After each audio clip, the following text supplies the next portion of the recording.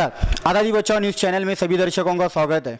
सोलापुर शहर के लोक प्रसिद्ध व्यक्ति श्री सुधीर जी खरड़मल, आज हम ऐसे व्यक्ति से मुलाकात करने जा रहे हैं जिस व्यक्ति ने कांग्रेस कमेटी के लिए अपने शहर के अंदर एक ऐसी छाप छोड़ी है जिसकी वजह से कांग्रेस कमेटी ने उन्हें अपने सोलापुर शहर का कांग्रेस कमेटी का अध्यक्ष भी बनाया और हमारे राज्य के अंदर जो है कांग्रेस कमेटी के जनरल सेक्रेटरी भी रह चुके हैं। ऐसे बड़े बड़े पदों को संभालते हुए आज उनके कार्यकर्ताओं ने जो एक सुधीर खरड़मल के नाम से एक संस्था चलाते हैं, उस विचार मंच से जो है उनके सारे कार्यकर्ताओं ने एक मांग की है कि महाराष्ट्र के अंदर जो विधान परिषद होने वाला, विधान परिषद के राज्यपाल नियुक्ति के जो कैंडिडेट्स हैं, उन कैंडिडेट्स में जो है कांग्रेस कमेटी की जानिब से एक व्यक्ति जो हमारे सुधीर खरड़मल साहब हैं उनकी नियुक्ति करें, ऐसी लोगों ने डिमांड की है। आज हम उनसे मुलाकात करेंगे, जानेंगे कि वो इस विधान परिषद के लिए इच्छुक हैं या नहीं। आज़ादी बचाओ न्यूज़ चैनल में बहुत स्वागत है।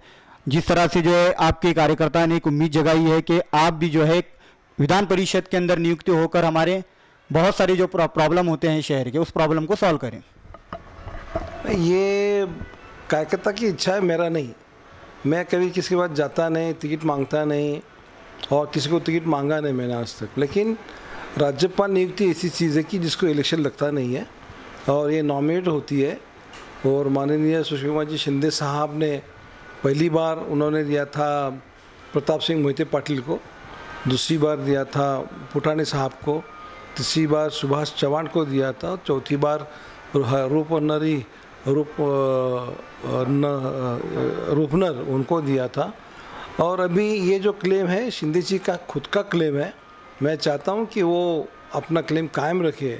देना किसको उनका उसकी डिमांड है, उनके ऊपर डिमांड है। आमदारगी का मेरे को टिकट दिया था, लेकिन वो टिकट किस वजह से उनको तकलीफ, कुछ प्रॉब्लम थे वो टाइम में, उन्होंने मेरे पास से रिटर्न लिया था तो मैंने इमीडिएटली रिटर्न दे दिया।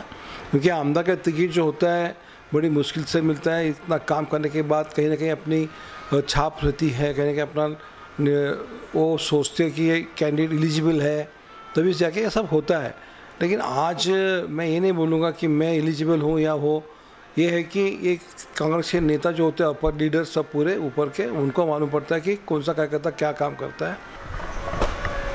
खरड़मल साहब ने जो बताया है कि किस तरह से जो है वो पार्टी डिपेंड करेगी और माननीय गृह मंत्री जो माजी गृह मंत्री थे सुशील कुमार जी शिंदे, उनके ऊपर डिपेंड उन्होंने छोड़ा है।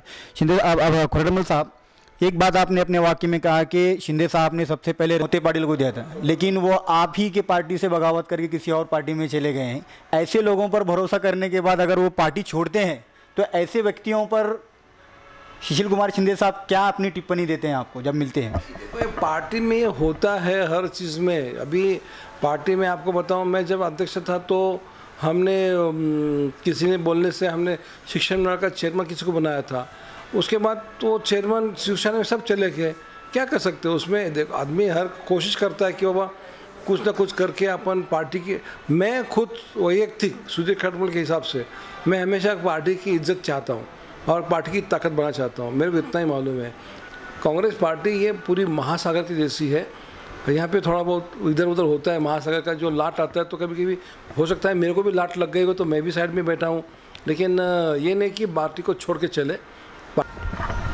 ये तो सही बात है कि पार्टी जब तक एकदम मजबूत ना हो तो हम हर व्यक्ति से लड़ नहीं सकते, लेकिन मजबूत अगर होगी तो हर किसी से हम लड़ सकते हैं। लेकिन आज सोलापुर शहर के अंदर कुछ ऐसी अनबने भी हैं कि पार्टी के जो अध्यक्ष हैं, पार्टी के जो उपाध्यक्ष हैं, इन दोनों के अंदर ऐसी अनबन चल रही है जिसकी वजह से पार्टी संगठन अटूट नजर आ रहा है।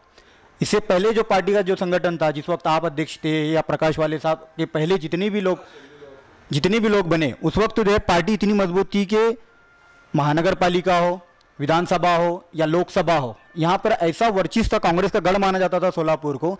क्या इस वक्त जो आप देख रहे हैं कांग्रेस कमेटी की स्थिति, ये पार्टी संगठन की वजह से ये स्थिति आई है या किसी अन्य लोगों की वजह से ये स्थिति आज जो सोलापुर शहर में कांग्रेस पार्टी का नतीजा हुआ है? कांग्रेस पार्टी का आज जो नतीजा आया है बीजेपी के खासदार आने से, बीजेपी के आमदार आने से होता है, ये बराबर है। क्योंकि जब आमदार आता है तो उसके चार लोगों को वो बड़ा करने की कोशिश करता है। आज मेरे भी कार्यकर्ता सोचता है अगर मैं आमदार बन जाऊंगा तो चार कार्यकर्ता का ताकत बढ़ती है। लेकिन हम लोगों ने उस ढंग से बनाया नहीं, क्योंकि उस ढंग से ताकत नहीं लगाई। ठीक है, लेकिन कांग्रेस पार्टी में कैसा है कि नगर सेवक बनाने के लिए बहुत मेहनत लेनी पड़ती है। अभी एक किस्सा आज भी बताता हूँ आपको। मैंने तौफीक भाई को टिकट नहीं दिया था एक टाइम में। हाजी अली तौफीक साहब को कभी मैंने कोशिश किया था टिकट उनको देने के लिए, लेकिन मेरी बात मानी नहीं गई थी। और सडनली जब्बार भाई का खून होने के बाद वो सीट खाली हो गई। तो मैंने पहला अगर किसको टिकट दिया तो मैंने बोला नहीं, हमको सिर्फ तौफीक को टिकट देना है। और वो टाइम में चुन के आ गया वो।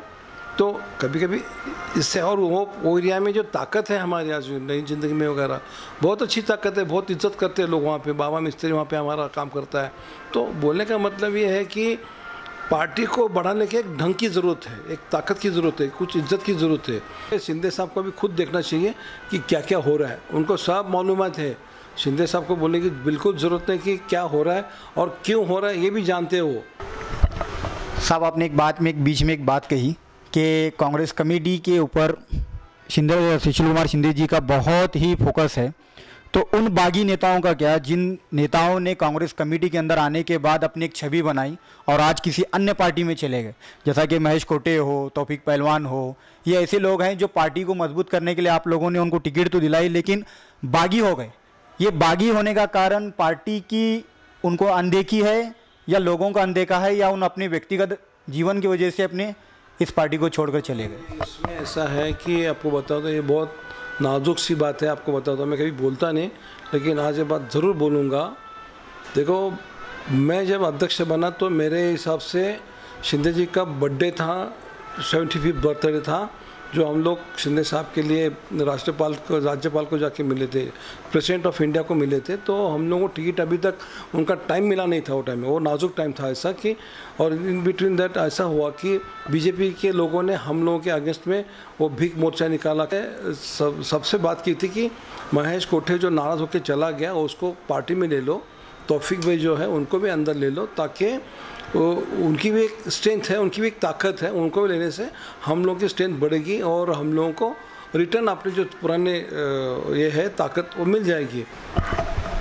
सुधीर खरनमल साहब जी की जब हम बात सुनते हैं तो ऐसा लग रहा है कि पार्टी और बाबा मिस्त्री की जब हम बात सुनते हैं तो उनके मन भी होता है कि पार्टी, ये दो ऐसे कांग्रेस कमेटी के नेता हैं जिन्होंने कितना भी नुकसान कांग्रेस पार्टी को उन्होंने दो इस शहर के अंदर, लेकिन उन्होंने पार्टी कभी नहीं छोड़ी। और सुधीर खरनमल साहब जी ने कहा कि मेरे कार्यकर्ता आज भी मुझसे जुड़े हैं, उन्हीं कार्यकर्ताओं ने जो है इनसे जो जुड़े हैं उन्हीं कार्यकर्ताओं की एक डिमांड थी कि आप एमएलसी बने ताकि उनको एक खुशी हो।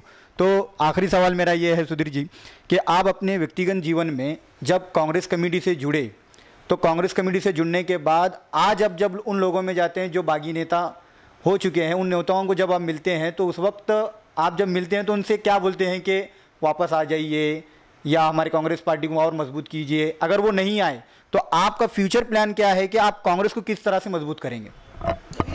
ये कि वो जो नाराज़ लोग हैं, आपको अभी शायद मालूम होगा कि कल परसों पेपर मैंने पढ़ा कि महेश कोठे को पवार साहब नहीं मिले, कुछ लिखा है पेपर में कि मिले, कई जगह पे बोला कि नहीं मिले। अभी ये अंदरूनी बात है कि महेश कोठे क्यों नाराज़ है या तो फिर वो बाकी लोग क्यों नाराज़ है। बागी तो होते हो लेकिन उसको संभालना भी अपना काम है। शिंदे साहब ने किसको संभालना है। ये ऐसे नेता हैं जिन्होंने अपने कार्यकर्ता को ज़्यादा फोकस दिया, पार्टी के समान जो है अपने कार्यकर्ता को रखा है, जिसके कारण जो आज उनके कार्यकर्ता उनके लिए एमएलसी की डिमांड कर रहे हैं। ये थे हमारे सुधीर जी खरनमल साहब जिन्होंने आज हमारे सोलापुर शहर के कांग्रेस के जो हालात हों या जो बागी नेता हों या विशेषकर जो है एमएलसी की सीट हो, उस विषय पर हमसे बात करने के लिए बहुत बहुत धन्यवाद सर। आज़ादी बचाओ न्यूज़ चैनल में मैं आकिब मड़की और कैमरामैन सालिक पटेल के साथ, जय हिंद। आज़ादी बचाओ न्यूज़ चैनल को सब्सक्राइब करने के लिए बेल आइकन पर क्लिक करना ना भूलें। साथ ही साथ लाइक करें और शेयर भी करें।